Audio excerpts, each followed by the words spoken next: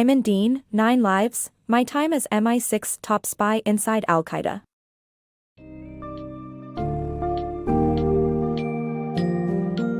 Delve into the gripping world of espionage as you explore the life of Aimen Dean in the summary of 9 Lives, My Time as MI6 Top Spy Inside al-Qaeda. Discover how Aimen navigates conflicts in Azerbaijan, Afghanistan, and the Philippines, with a burning desire for martyrdom that keeps eluding him. Travel alongside Aimen as he pledges allegiance to al-Qaeda, develops weapons of destruction, and witnesses the evolution of Islamist terrorism. Peek into the twists and turns of Aimen's life as his disillusionment with al-Qaeda's tactics lead him to turn informant. This book summary will take you on an extraordinary journey filled with high-stakes espionage, counterterrorism, and the moral dilemmas of fighting a global enemy.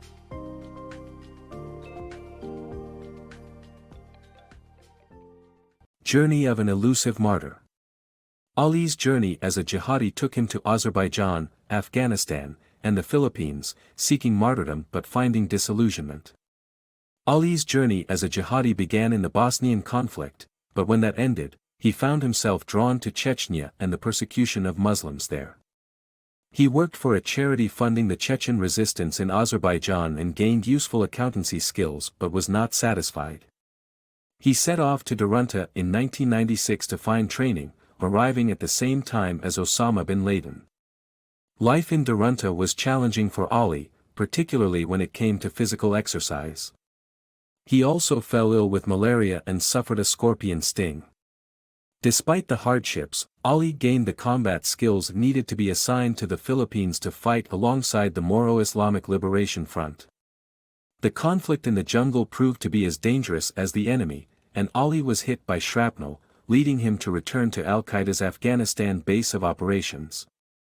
Throughout his journey, Ali sought martyrdom but found disillusionment.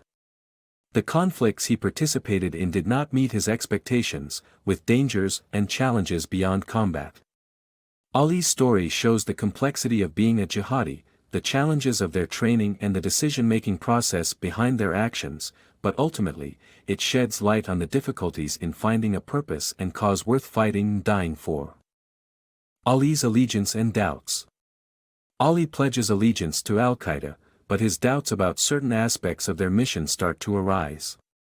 As his work with the notorious bombmaker Abu Khabab progresses, Ali excels in creating weapons designed for use on civilians, including poisonous substances.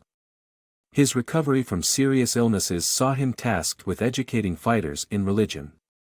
As his star rises and he is chosen for a mission to the UK, a new strategy under discussion, suicide attacks, starts to make him feel uneasy. Turning against al-Qaeda. This book snippet is about a young man, Ali, who decided to turn informant and betray al-Qaeda.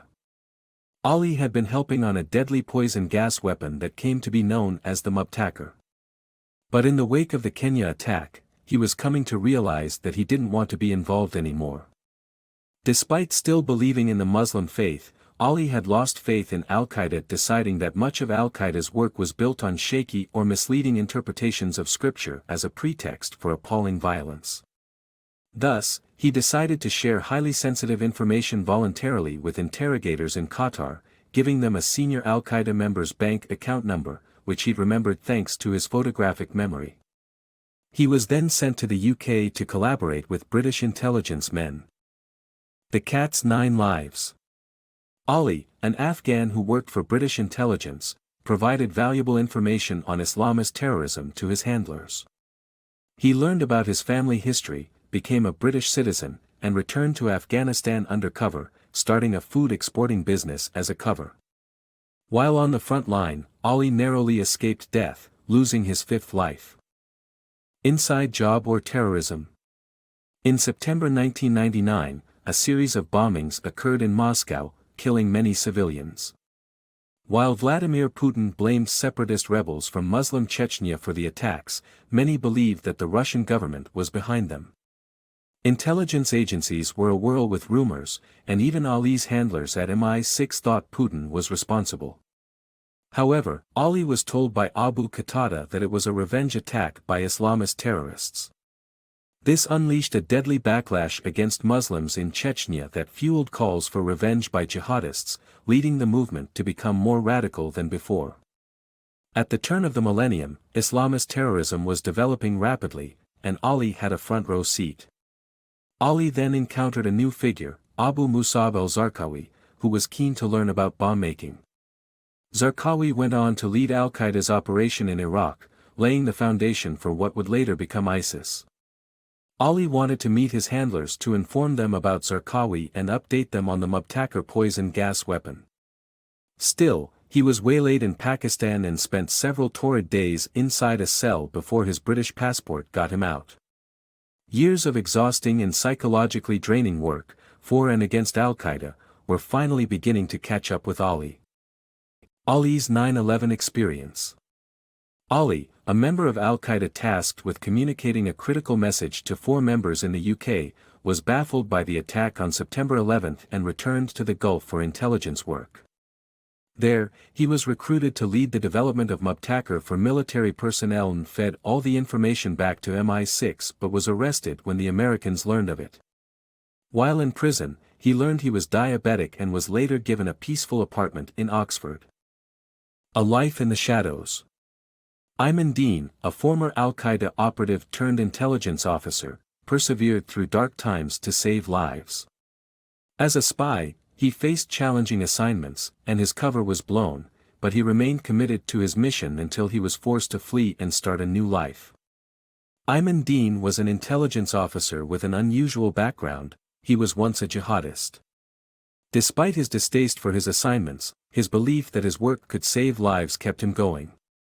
When he was assigned to work with Abu Muslim, he was frustrated and repulsed by the man's coarseness and his odd plot to poison expensive cars. Abu Muslim was eventually arrested, but Aimen's cover was blown when his name appeared in a Time magazine article about al-Qaeda, and he was forced to leave the intelligence service. Aimen chose to start his life anew, going by the name Aimen Dean. Despite the danger of his former life, he was resolute in his desire to help keep the world safe. Aimen's risky journey to Syria. After the death of his nephew who joined ISIS, Aimen takes a risky trip to Syria to visit the grave and encounters devastating scenes of war. Aimen, a retired jihadist, received news of his teenage nephew Ibrahim's death who joined ISIS in Syria, leaving behind grief and a sense of guilt. The book describes Aimen's journey to Syria to visit his nephew's grave, risky due to the presence of ISIS and the Syrian government's bombings. Aimen's journey was personal, as he wanted to see for himself the consequences of the Islamist conflict he was once part of, and the devastation it had caused. Although Aimen had learned about the fatwa against him and the danger it posed to his life years ago, news of his nephew's death pushed him to take a dangerous and risky trip. With the help of a smuggler, he managed to make his way to Syria, encountering various threats and challenges along the way. Upon arrival, he witnessed the impact of the Syrian war and sympathized deeply with the local population's struggle.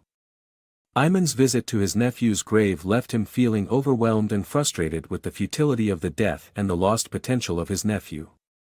Despite his father's pride in his son's martyrdom, Aimen only saw the waste and destruction caused by the conflict. The book tells a compelling story of Aimen's journey, exploring complex feelings of grief, guilt, and empathy. It highlights the consequences of extremist ideology and the impact of the conflict on innocent civilians.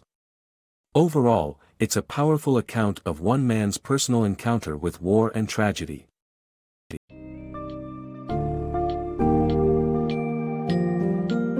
In the conclusion of A Nine Lives, reflect on Aimen Dean's tumultuous journey as he follows the jihadi path before becoming disillusioned with al-Qaeda.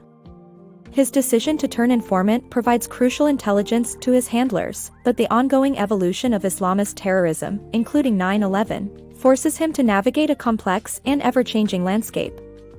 Revel in Aimen's continuous perseverance despite feeling jaded by the intelligence world, and examine how his dangerous endeavors ultimately impact him in profound and irrevocable ways.